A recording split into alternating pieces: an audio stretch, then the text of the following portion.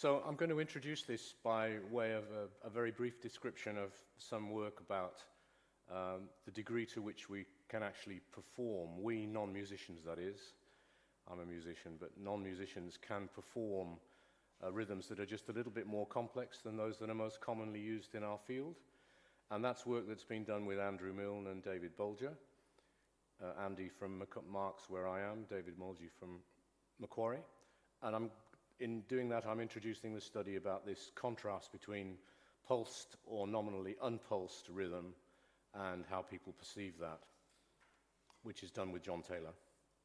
So in the background, I just want to point out that when you take even moderately complicated rhythms, it turns out that our capacity to orally perceive and then produce them is rather more limited than we tend to think. So these are examples of well-formed rhythms with various numbers of pulses from 7 in this case, 8, counting from 0, 8, 11, up to 13, which are amongst 91 that we studied. They were all well-formed, and they all had pulses sounded on every pulse, and cues which were to be tapped on a different sound, on piano. And so the task is to listen to this for a little bit and then tap with it as precisely as you can once you believe that you can do something decent. And by looking at the scores over here, which are cosine similarities, you'll see that the maximum achieved, even with some very simple short rhythms where the cycle is only 3 or 4 pulses, the maximum is about 0.5. This cosine similarity, which takes account of the time distribution of the taps. It penalizes for absent taps, penalizes for mistiming. You can see that the performance is not great, but it is drastically reduced as soon as we have some more complicated rhythms up to here, where we get to the 11 cues within a 13 pulse cycle. So the point to be made here, these are all isochronic, they're presented with random start points, they're presented numerous times, 130 pulses are heard in each stimulus, and as you can see, the impression one has, and this is true from both the study that I'm showing there and the study preceding in music perception and the study still to come out, presently in archive, is that this is actually not impressive performance in many of these cases, and that in a way the prior literature with very simple rhythms has led us to underestimate the difficulty for a listener. Bear in mind these are all untrained non-musicians, for a listener in really perceiving and producing these kind of rhythmic structures. I might say that some of the ones that are really poorly done here, that are very complex, are impossible for professional musicians. This is anecdotally based on just 3 or 4 people doing it, including world-class drummers, whereas they're actually very simple once you have the notation. These are also showing you the degree to which the beatedness of those rhythms which were very simple, like these ones at the top, which are 8 pulses, they're like 4/4, 8 eighth notes, or if you like, 8 quavers. So something like this one here has every beat played and is very well represented in the velocity time profiles of the tapping. Someone like this one, something like this one, the solid lines are the cues, the dotted lines are the other pulses.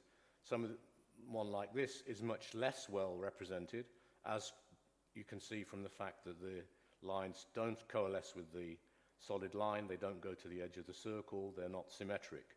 And then come down here to the more complicated ones, you can see how drastically worse the performance is. So I'm making the same point in a different way, that it's not only the timing and the presence of the tap, it's also the confidence and the beatedness, if you like, which is being represented in very different degrees and somewhat more poorly than one might imagine. So this led us into some studies which were more focused on what happens for these listeners if we present rhythmic ambiguity and we contrast that with music from many cultures which aims to be or thinks of itself as being unpulsed. And this is taking advantage of prior work from people like Martin that we heard from earlier. So we had, again, non-musician participants, 65, and this task was presented as a segmentation task. There was no reference to rhythm, there was no reference to pulse, beat, or anything like that.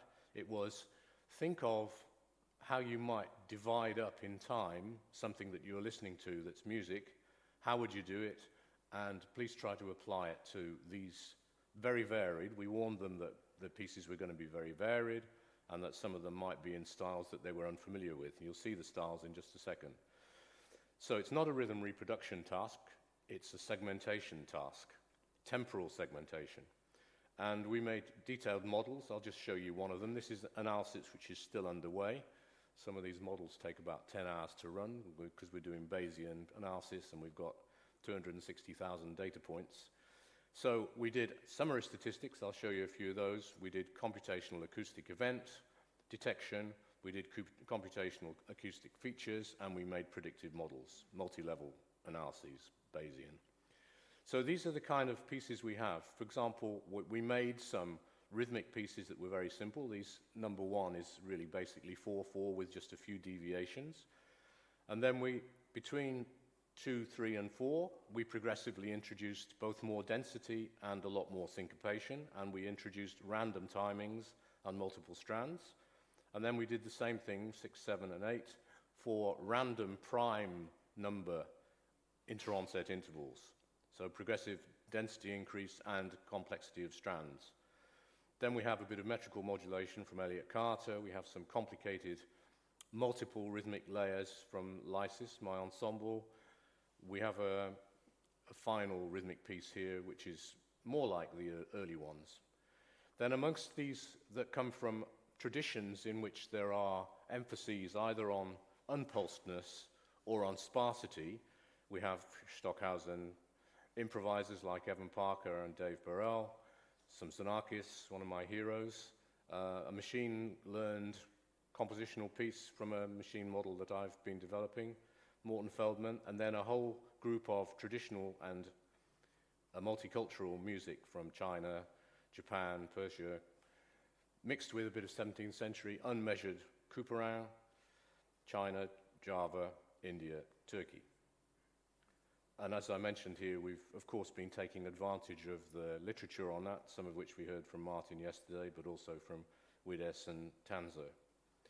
And so this graph gives you a contrast between two extremes, the very metrical, very simple piece, and what we're looking at here is time series of 2 Hertz time slices, and we're simply measuring across all the 65 people how many people tapped in each slice.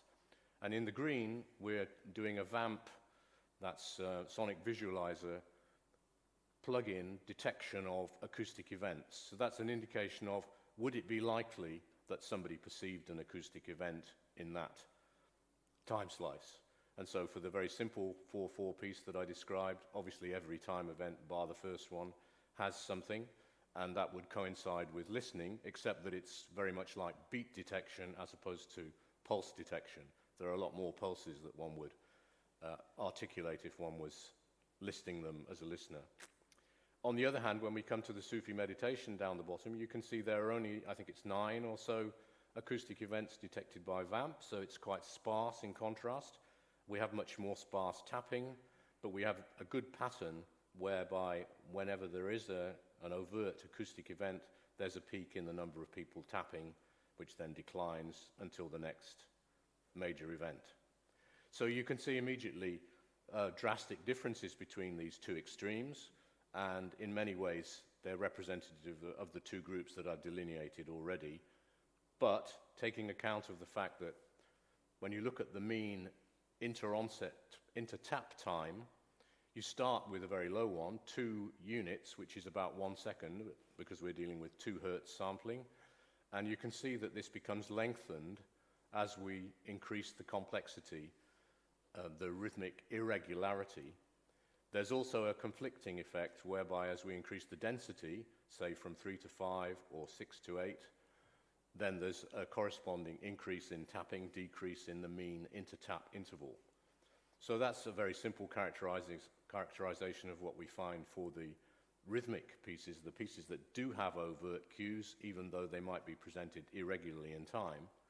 And then there's a drastic contrast, as I've illustrated in the graph already, when you come down to the second group, where, for example, the sparse chordal piano has that's Morton Feldman, has very slow tapping, once every 15 chunks, and so does the Sufi meditation that I already showed you the graph of, and we have intermediate behavior for the other pieces.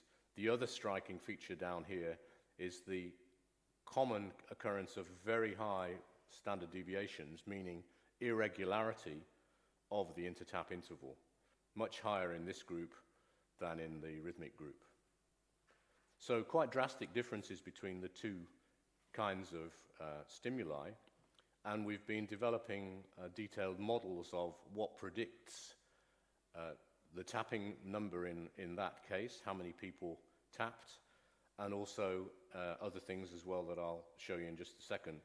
But the key thing from here is that, somewhat in agreement with hypothesis, we found what's called an interrupted time series effect of the event onsets. This is a common thing where you have something occasionally but not continuously, that you get an immediate response and then you tend to see a subsequent either decay, for example, after an introduction of a new speed limit on the roads, or an improvement, say, after the introduction of a new vaccine, even if it doesn't have multiple further injections. You see a progressive effect. So we've got both of those effects here, with a decay of the effect in the T after onset and a positive effect of the onsets. We've got a significant effect of the loudness profile represented with lags. This is time series analysis, so it's important to deal with lags. There's autoregression. We have autoregression in the model. And then we have significant impacts also. They're shown by the stars here, or they're shown by the Bayesian evidence ratio here. We have significant effects for the spectral complexity, as well as for the energy, acoustic impacts of the root mean square up here. This is only a modest model, but this is the first of the models we've made with this data. So we also have a lot of other analyses which are on individual series and which are on the tapping times, as opposed to the tapping frequency across participants, which are in concordance with this kind of data, but which have to be developed further. As I say, they're quite slow to do with so much data and with a proper Bayesian analysis.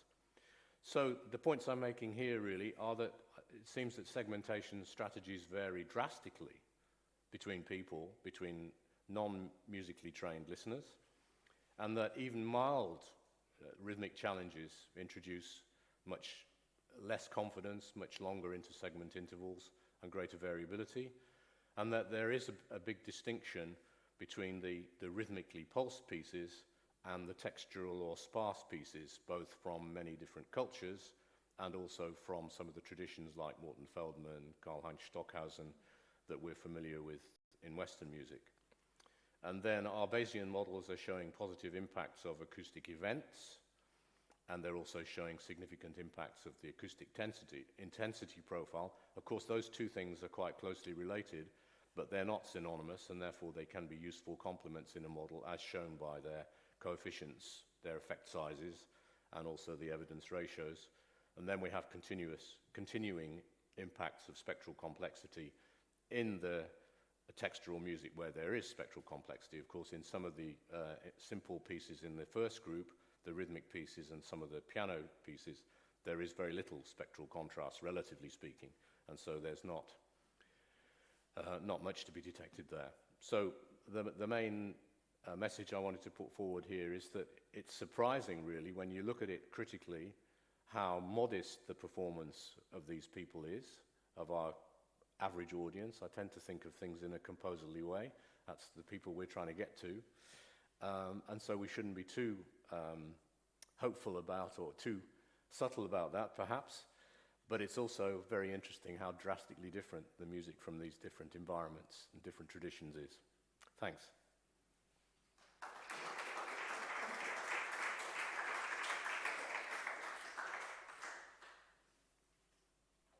Thank you, Roger. Are there any questions already?